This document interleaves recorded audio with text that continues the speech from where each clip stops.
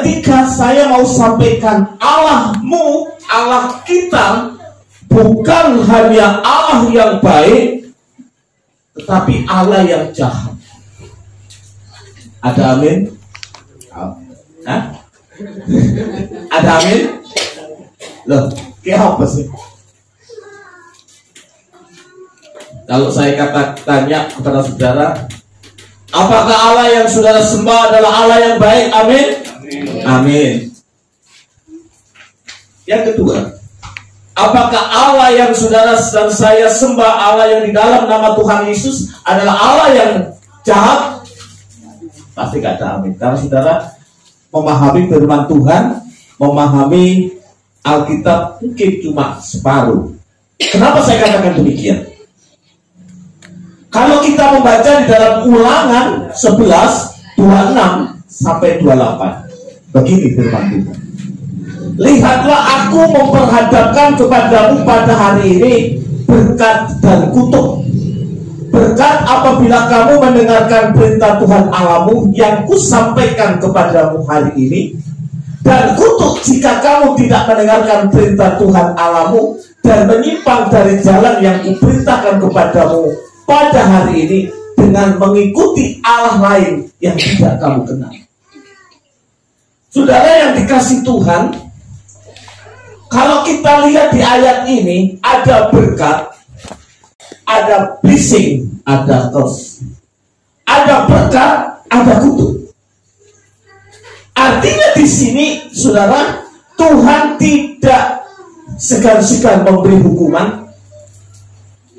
Tuhan tidak segan-segan mengizinkan kutuk ini hadir di dalam hidup kita kalau kita tidak paham. Jadi kalau saya tanya, hari ini kita harus memahami, apakah Allah kita Allah yang baik? Ya, amin. Apakah Allah kita juga Allah yang jahat? Ya. Kenapa? Dia akan jahat kepada orang-orang yang hidupnya tidak hidup di dalam ketaatan. Ya, tema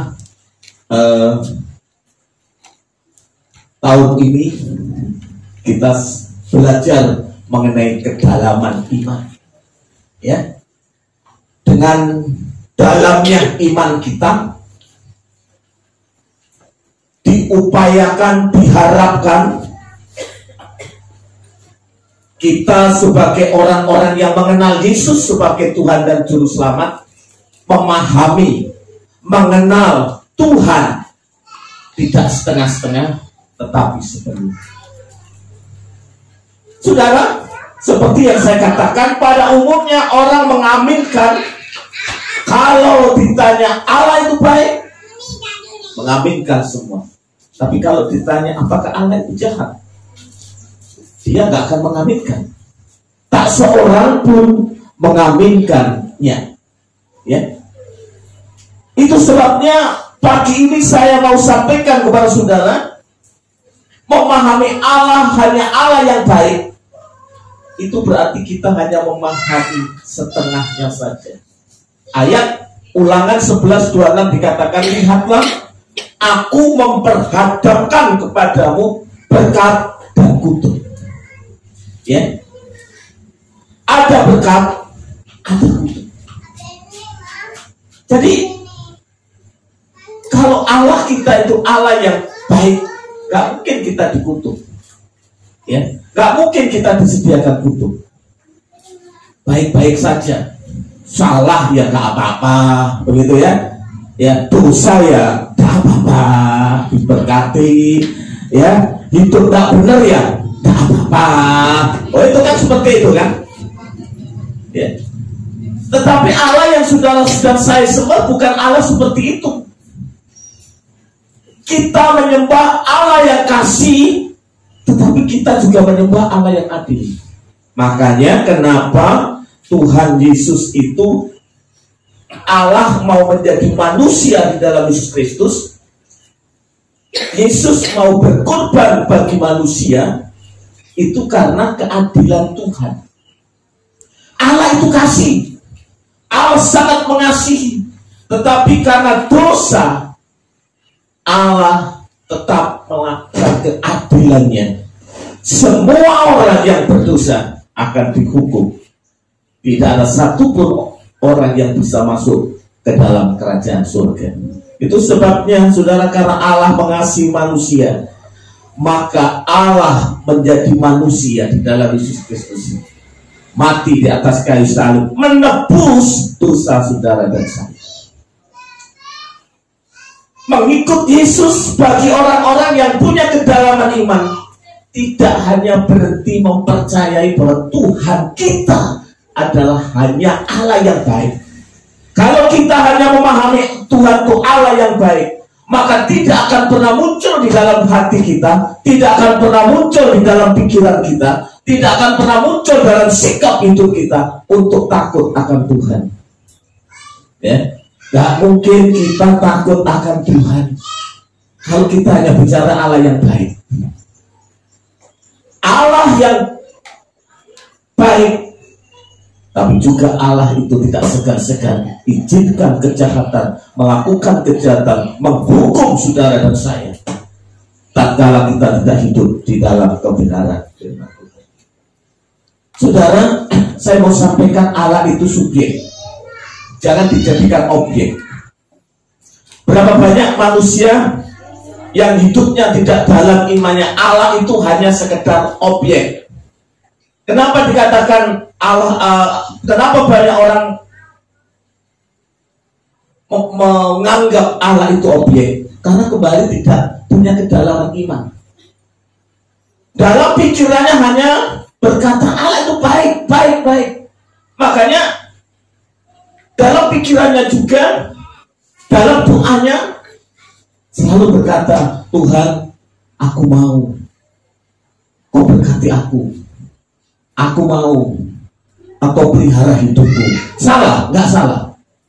Ya, apakah salah? Nggak salah. Tetapi seringkali kita memanfaatkan Tuhan itu hanya objek. Kalau butuh kita manfaatkan, kita minta tolong. Ya, iya.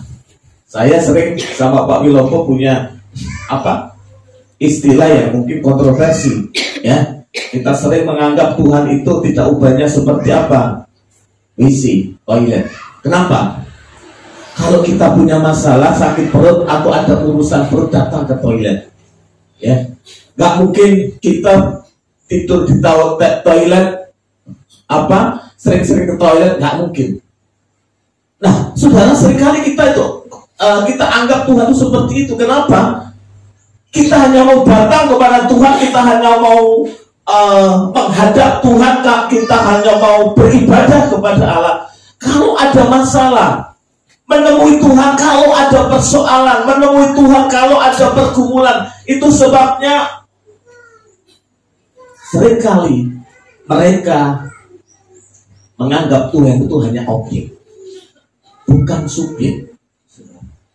Kalau kita menganggap Tuhan itu subjek, ya, itu artinya Allah itu menjadi inti, pokok dari seluruh tindakan kita, atau yang menandai kehidupan kita berkenaan benar atau salah. Itu Allah itu subjek, ya, inti kehidupan kita. Allah itu subjek, ya, Allah itu subjek, ya, bukan objek. Manusia yang objek, Allah itu subjek. Dia adalah inti, pokok dari seluruh tindakan kita, atau yang menandai kehidupan kita benar atau salah. Itu bukan kita, tapi Tuhan. Ya. Orang yang tahu bahwa Allah itu subjek, maka orang-orang percaya selalu mencari kehendak Tuhan.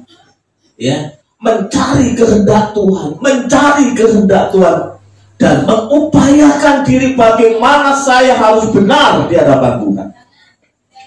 Sama sekali tidak pernah berpikiran aku paling benar. Ya, aku loh paling benar. Ya, aku paling benar. Makanya kalau suami istri bertengkar, pikirannya masing-masing selalu benar. Sampai Tuhan Yesus datang kedua kali, nggak ada yang selesai. Nggak bisa selesai. Istrinya bilang, ayo aku yang benar. Suaminya bilang, nggak bisa, aku yang benar. Gak pernah dengar rendah hati. Iyo, Pak, iyo mah, aku sing salah. Kita memang salah. Namanya rumah tangga itu ya garwo sigarane nyawa. Kita yang mau, kita memang salah. Susah ngomong begitu. Kenapa? Karena gak menganggap Allah itu subjek. Tidak menganggap bahwa dia yang punya kebenaran. Dia harus menandai kebenaran itu untuk kita. Ya, seorang pemain biola, pernah saya sampaikan ini sebagai ilustrasi. Pemainnya menurut kacamata para pendengar, para pemirsa, orang-orang yang datang di stadion itu, luar biasa, luar biasa. Tepuk tangan, berdiri, nggak satu dua orang, ribuan orang, ratusan orang berdiri menyambut permainan biola dari sang maestro ini. Luar biasa. Tapi sang maestro itu gak pernah ada senang dipuji itu. 2 kali, 3 kali. Ketika masuk ke 4 kali permainan biolanya, tidak ada satu orang pun yang berdiri, jangankan memuji. Selesai acara, wartawan tanya, kok aneh, Anda sebagai seorang pemain musik, seharusnya ketika para penonton bersorak-sorak, Anda senang. Seharusnya ketika para penonton berdiri menyambut permainan saudara, saudara berdiri dan ikut senang. Kenapa saudara gak senang? Si pemain biola ini ngomong begitu. Saya enggak, pedoman saya bukan penonton yang berdiri dan berkata permainanku baik. Terus Anda melihat orang yang di pojok stadion sana, orang tua berjenggot sangat tua. Kalau dia tidak tersenyum, saya tidak tersenyum. Siapa dia? Dia adalah guru. Saudara, dia adalah gurunya.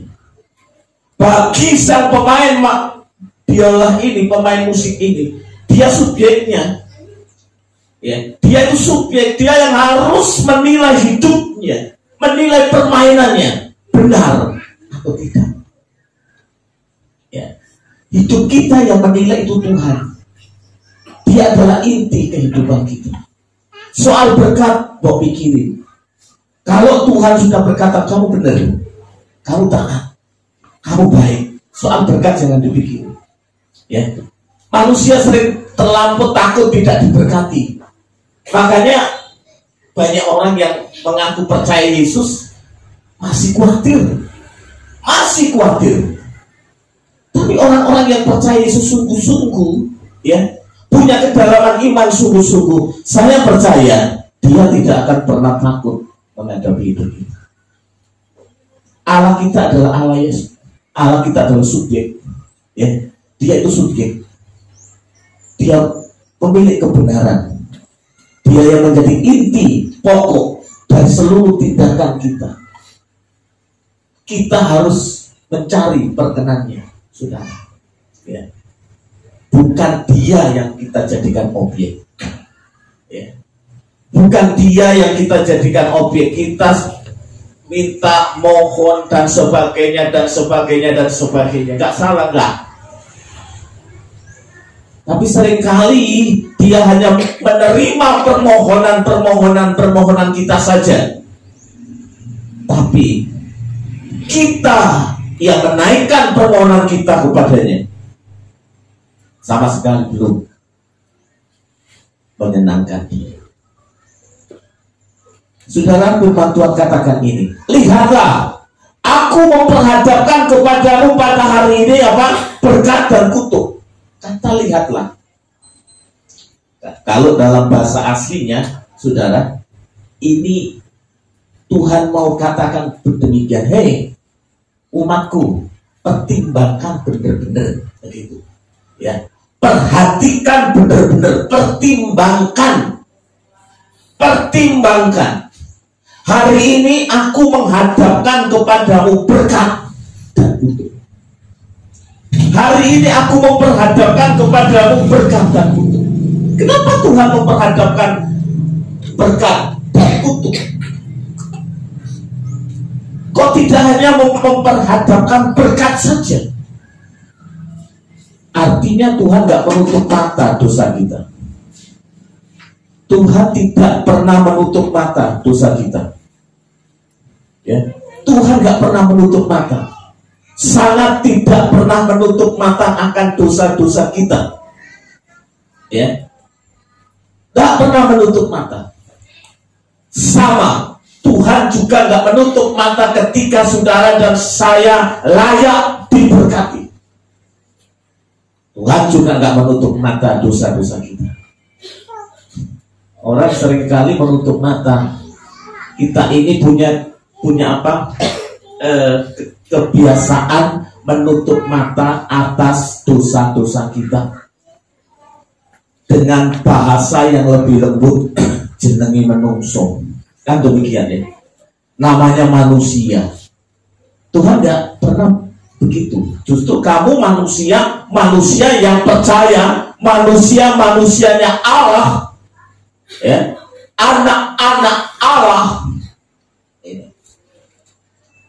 Kita harus menjadi manusia yang betul-betul, ya, hidup kita terpaut dengan Allah.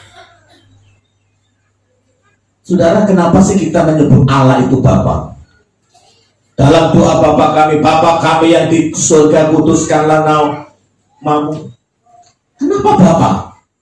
Kalau saudara membaca firman Tuhan, kitab Matius dengan kitab Lukas beda. Kalau kitab Lukas ngomongnya apa? Bapa di surga.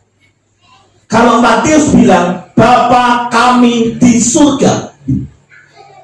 Kenapa? Kenapa beda? Kalau Matius ini, ya, disampaikan kepada orang-orang Yahudi. Orang Yahudi itu sistem patrialis, saudara. Ingat khotbah saya mengenai Yefta, ya. Yefta itu mempersembahkan anaknya, ya, mempersembahkan anaknya. Kenapa tidak dilarang? Karena budaya saat itu budaya patrialis. Artinya orang tua, bapak itu sumber kehidupan, subjek di dalam setiap rumah tangga, keluarga. Jadi bapak itu menentukan hidup mati anak. Makanya supaya orang-orang Yahudi paham akan ini, Matius menulis Bapa kami di surga, ya. Artinya Allahmu itu subjek, Allahmu itu sumber kehidupan yang menentukan engkau baik, yang menentukan apakah engkau baik atau tidak baik. Apa hidupmu, yang menilai hidupmu itu apa hidupmu baik atau tidak baik. Dia tahu kebenaran. Saudaraku yang dikasih Tuhan, ya. Kalau Tuhan berkata, lihatlah aku memperhadapkan kepadamu pada hari ini berkat dan kutuk, itu artinya Tuhan perhatian. Tuhan gak melupakan memberkati hidup saudara dan saya, tapi Tuhan juga perhatian dengan sekecil dosamu, makanya disediakan kutuk. Ya, ini. Jadi Tuhan tuh perhatian. Istrimu gak tahu, suamimu gak tahu, orang tuamu gak tahu, Tuhan tuh tahu. Ya, Tuhan itu gak menyediakan berkat saja. Karena Allahmu bukan hanya Allah yang baik, tapi juga Allah yang jahat dalam pengertian apa? Dia tidak segan-segan menghukum. Gitu. Dia gak akan istilahnya biasa jadi menungso, dosa yang beda. Ya. Ini penting yang harus kita perhatikan. Lihatlah, hai umatku, pertimbangkan betul-betul kamu hidup. Ada dua hal ini kuperhadapkan kepadamu, berkat, kutuk. Arti di sini, saudaraku yang dikasih Tuhan, manusia itu menjadi objek dan target. Target manusia itu targetnya siapa? Targetnya berkat, targetnya kutuk. Lu kok iso, Pak? Iya. Targetnya berkat, targetnya kutuk. Kita masuk dalam target kutuk apa dalam target berkat? Ini yang harus kita kumpulkan. Kalau kita dalam target kutuk, ya hidupmu gak perlu susah-susah lah, ya, gak taat juga gak apa-apa, ya.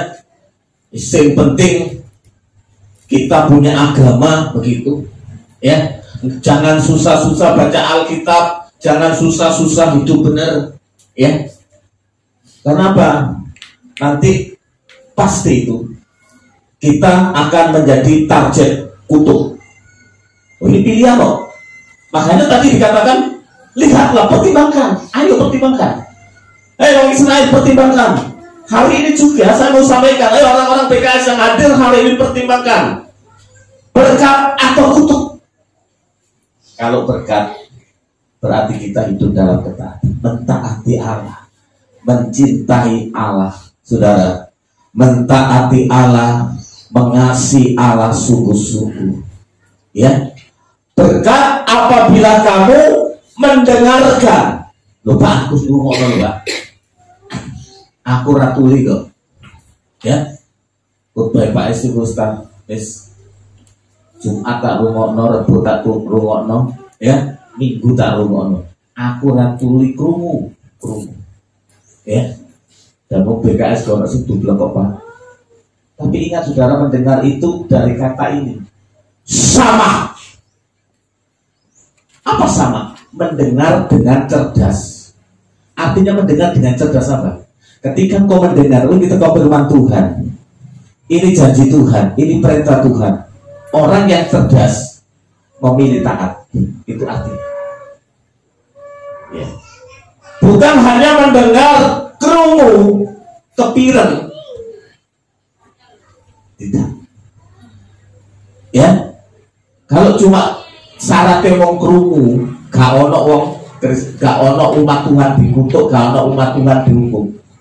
Syaratnya ente kok krungu, ya. Sing sakno sing wong dublek, tunarungu, saudara. Itu sakno. Salam. Amin. Tak krungu kok. Tak krungu. Ya kan? Pun mangan. Walah kula wingi niku nggih, mampu di Surabaya niku nggih. Napa mampir nang putu, gak takon iki basis. Ya. Itu salewang gitu ya. Iya. Wah, repot. Kalau seperti itu repot sekarang. Iya. Tetangga saya, ibu sudah meninggal. Pada waktu belum meninggal, terus gak krungu, gak ketok. Panggil anak, ya. Apa mak? Mangan ya, gitu ya. Terus dikei mangan. Alah, ngene iki rek. Nek wis tuwek, gak duwe-duwe, padahal ngerti sekarang. Baru betul talak ini, betul-betul. Kakek mau ngomong daerah, repot. Ngomong tahu tuli repot, ya kan? Jenengmu sombong, kamu lah, pulang tasik nyambut gaya, repot ya sekarang. Tapi kadang-kadang kopeng kerungu, bisa-bisa nggak denger no. Bisa-bisa kita tidak punya pendengaran dengan cerdas. Nah itu saudara, Alkitab itu jamin ya. Mendengar itu perlu mendengar dengan cerdas. Kalau kita mendengar dengan konsep ini, cerdas gini, kita nggak gampang terpancing. Contoh, ya, ono isu A, B, C, D, C, F, G, gak terpancing di rumah dengan cerdas. Direnungkan, oh salah iki, salah, iki hoax, ya, iki hoax salah. Tapi kalau kita nggak pernah mendengar dengan cerdas, dengar informasi langsung dimakan, dengar informasi langsung dimakan, tersinggung, baper, ya, ngamuan. Itu karena apa? Kita nggak mendengar dengan cerdas. Bukan tidak terdengar, bukan tidak mendengar, tapi tidak mendengar dengan cerdas. Sama mendengar firman Tuhan, kalau nggak mendengar dengan cerdas, berapa orang ketika mendengar firman Tuhan pikirannya elek tau, ya, dengar firman Tuhan tersinggung, layu ketemu, no itu kan, ngerti aku ini bukan aku, itu ngerti aku, padahal aku sini tuh apa, fixer, tak kata ini kok baru nggak doang, itu tak cilik no tau pun nggak harus apa biasa ngono luwi, dia lu jeneng karena tahu kau, baik minggu, gak minggu loh, kapok, emosi minggu, gak minggu kapok, lagi gak cerdas saudara, gak ngomong lagi, belum, tekok gak, gak tekok ini gak orang gereja, belum mana, tekok gak sih, kau gak tekok ngelor hati gue orang gereja itu, gitu, kok tekok ngono ya kerumu, nek kerumu pasti cocok khotbah iki kamu khotbah iki, lah apa, ngomongku, ngerungokno firman Tuhan kok kanggo wong. Ya, kenapa kita mendengar firman Tuhan untuk orang lain itu nggak cerdas? Makanya kita perlu punya telinga cerdas. Nek ngono kopiku tak sekolah no Pak sampai jadi apa S3. Cek ngerungokno cek pinter aja.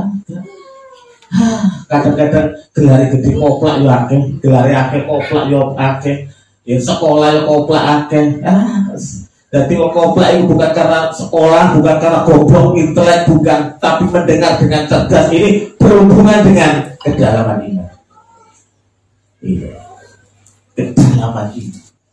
Jadi cerdas itu mau apa cerdas? Gak gampang tersinggung, gak gampang ngamuan, gak gampang gondoan. Lu mau dengan cerdas. Apapun, termasuk mendengar firman Tuhan itu harus mendengar dengan cerdas. Nek gak cerdas, khotbah, wong koyo dia nusul, dia itu pendengarannya cerdas. Takut orang kata bodoh belas asli, gitu, belas deh. Ada wapi, ya. Saudaraku yang dikasih Tuhan ini, ya, ayo mendengar dengan cerdas supaya apa? Target berkat ada orang berkat itu sudah mentargetkan dirinya untuk kita. Gak perlu dongo, Tuhan berkati saya.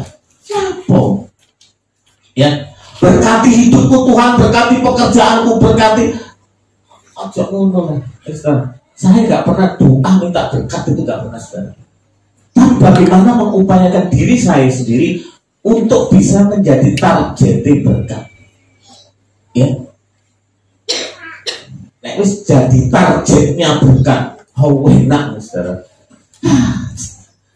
Carane piye? Kuping kudu pinter. Ya. Nek bojomu gondok ngamukan ngono gini. Kuping kudu pinter. Nek kuping gak pinter gak jelas no. Ya, jadi kupinge ya kuping ngomong kuping enggak kuping bundar, kuping cilik, kuping apa sudah tak penting. Ya, apapun bentuk kupingku tetap kuping harus, telinga kita harus telinga yang cerdas untuk apapun. Ya. Kalau telinganya cerdas, anak-anak yang telinganya cerdas mendengar nasihat orang tua di rumah teman, ya didengar teman, waduh cerdas. Iya. Kayak anak saya yang sipit itu cerdas dia mendengar, betul. Ada informasi, walah, papa mamaku tak korek. Wih, ya ampun, tanda saudara, masya Allah teman.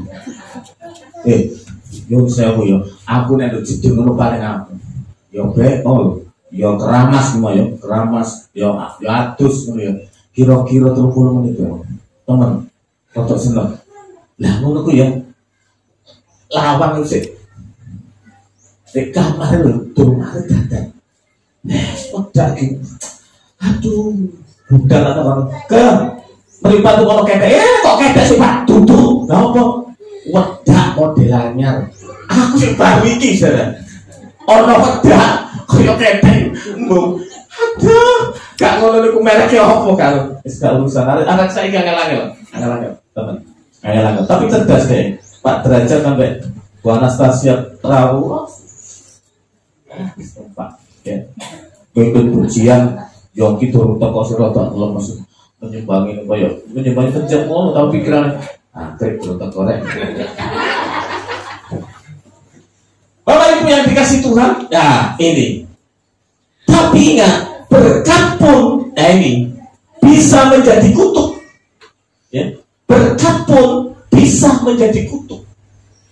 Maleakhi 22 ayat 2. Jika kamu tidak mendengarkan dan jika kamu tidak memberi perhatian untuk menghormati apa? Namaku, firman Tuhan semesta alam, ya. Maka aku akan mengirimkan kutuk ke antaramu dan akan membuat berkat-berkatmu menjadi kutuk. Dan aku telah membuatnya menjadi kutuk sebab kamu tidak memperhatikan. Ya. Sebab kamu tidak memperhatikan. Hilang kabarnya. Ya. Sebab kamu tidak memperhatikan. Ya. Ini Maleakhi. Dalam rangka apa ini Maleakhi? Maleakhi ini orang-orang yang sudah kembali dari pembuangan. Wis mari dihukum Tuhan. Makanya Tuhan ada warning. Ya. Maleakhi menulis kitabnya untuk orang-orang Yehuda sesudah kembali dari pembuangan agar umat itu menghargai nama Allah dan taat. Itu. Nek gak menghargai nama Allah, ojo kok diberkati. Berkat itu loh jadi kutuk. Hati-hati. Ya, berkat itu bisa jadi kutuk. Kok bisa, Pak? Bisa. Loh, ini dalam kalangan siapapun. Betul. Contoh, siapa nggak berduit? Kabeh perlu duit. Uang perlu. Tapi berapa banyak orang jatuh karena uang? Berapa banyak orang menderita karena uang? Loh, ini semua itu, saudara. Lah, orang-orang Yehuda pada waktu itu memberikan persembahan binatang dengan binatang cacat. Pengajaran yang salah dari para imam. Makanya saya nggak mau ngajar salah. Kowe tersinggung gondok ora apa-apa. Pokoknya aja Gusti Allah sing gondok. Nek Gusti Allah sing gondok aku gak diberkati. Ya, nanti aku jadi sasaran kutuk. Ya. Para imam yang salah. Terus ada kawin campur dan perceraian. Tidak memberi persepuluhan dan ada banyak dosa-dosa lain. Makanya di sini tadi dikatakan jika kamu tidak mendengarkan dan jika kamu tidak memberi perhatian untuk apa? Menghormati namaku. Orang yang menghormati Tuhan, saudara, pasti telinganya cerdas untuk mendengar itu dan melakukannya. Dan pasti memberi perhatian. Orang-orang Yehuda sampai dibuang. Ya, Tuhan membuang mereka, diizinkan dalam pembuangan. Dan ketika Maleakhi menulis, itu orang-orang pembuangan sudah kembali. Ada warning, ya. Mari dihukum di warning wis. Biyen ya. Saiki kita eling maneh. Ojo sampai kupingmu bodoh. Nah, kalau saudara maksud ini, tidak mendengarkan kan bodoh. Ojo sampai kupingmu bodoh. Ojo sampai kowe orang perhatek nih, ya, Gustimu, ya, amarga Gustimu bakal ngubah rezekimu, berkatmu menjadi kutuk. Makanya saya katakan tadi Allah itu jahat. Iya. Untuk siapa Allah jahat? Untuk awak dewe sing gak gelem taat. Tapi kalau pikiran kita cuma Allah baik, dipikir apa? Allah gak tegas. Ya. Karena kita ini hanya percaya Allah itu baik. Kalau hidup dalam dosa gak pernah duduk diam dan bertobat minta sama Tuhan. Aku salah sih Tuhan. Aku pasti nggak ada. Kenapa? Cuma pikirannya Allah itu baik. Loh betul. Bener. Allah itu baik. Iya, saya setuju. Allah itu baik. Apakah Allah jahat? Iya. Kenapa? Kalau Allah nggak jahat, nggak akan menghukum. Berarti apa? Ya usah aku kalau ya usah kalau anakku kalau ya. Makanya jadi orang tua harus baik dan harus jahat. Itu saya. Kenapa? Nek baik toh, gak tegas. Apa gak tegas? Wiki anak lanang satu-satunya, gitu. Yes, sakno. Kabeh itu kabeh kilanang dhewe diperhatekno, ya toh salah gak pernah ditegur, ya toh. Gak apa-apa lah, gak apa-apa, ya toh. Gak pernah ada disiplin. Iku wong tua cuma apik tapi gak pernah jahat. Ketika kita gak pernah jahat, anakmu pasti jahat. Itu harus tegas. Ini penting, ya. Tuhanmu itu tegas. Makanya dia jahat. Berkata itu baca dikutuk. Apa itu keinginan Tuhan? Enggak. Nah itu enggak. Kejahatan Tuhan. Jahatnya Tuhan.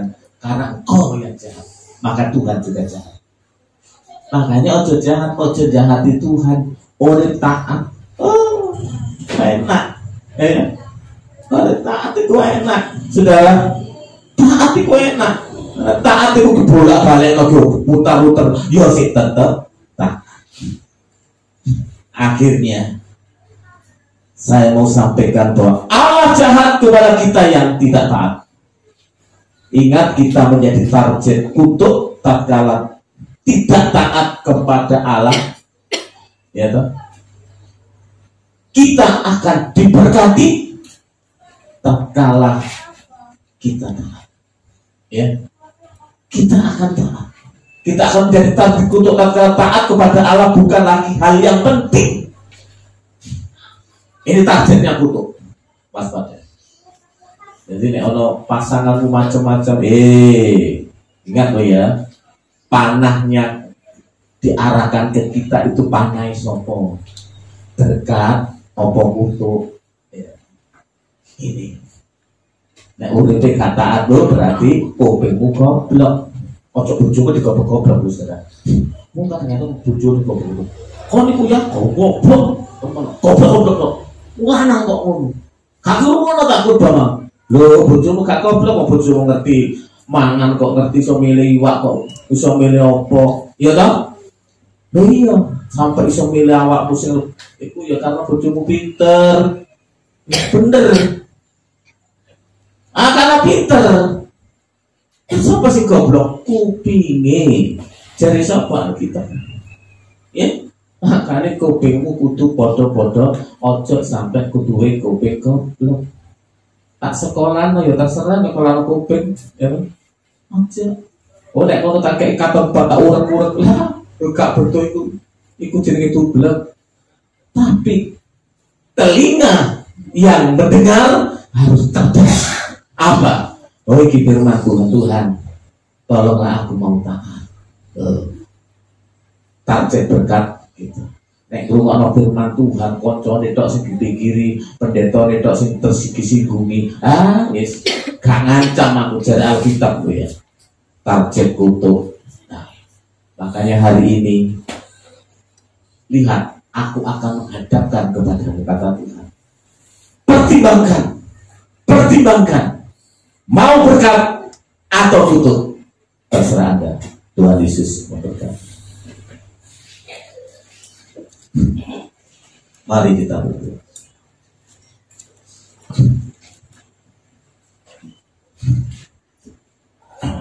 Haleluya.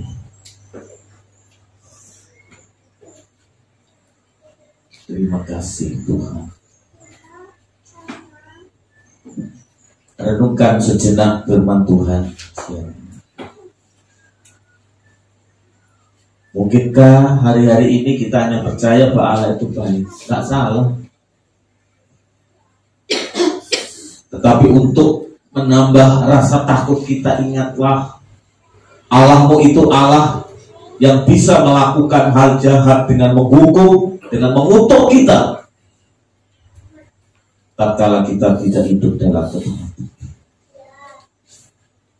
Saudaraku yang dikasih Tuhan, mari kita menjadi orang-orang percaya yang punya cara mendengar dengan cerdas, supaya kita tidak salah, tidak dipersalahkan, tidak hidup salah pilih, tapi hidup kita benar.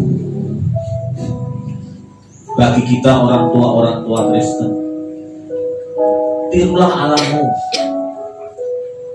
Allahmu adalah Allah yang memberkati, Allah yang bertanggung jawab dengan hidupmu, Allah yang bertanggung jawab dengan persoalanmu, tapi juga Allah yang tidak main-main ketika kita melupakan untuk sebuah ketaatan. Ingat saudaraku yang dikasih Tuhan, Allah menghadapkan itu kepada kita, berkat atau kutuk. Kepada siapa targetnya mengenai kita, kutukan atau keberkatan. Dia adalah subjek hidup kita. Dia itu subjek. Semua harus karena dia, untuk dia, dan untuk kemuliaan. Terima kasih Tuhan atas seluruh berkat-Mu. Terima kasih atas seluruh anugerah-Mu dalam hidup kami. Berkati kami Tuhan. Berkati jemaat. Berkati orang-orang yang melihat, mendengarkan siaran YouTube kali ini. Tuhan juga memberkati mereka. Biarlah firman Tuhan hari ini menjadi berkat dan mengingatkan kita untuk mengambil sebuah keputusan, mampu mendengar dengan cerdas. Terima kasih Tuhan Yesus. Berkati kami semua. Dalam nama Yesus kami berdoa. Amin.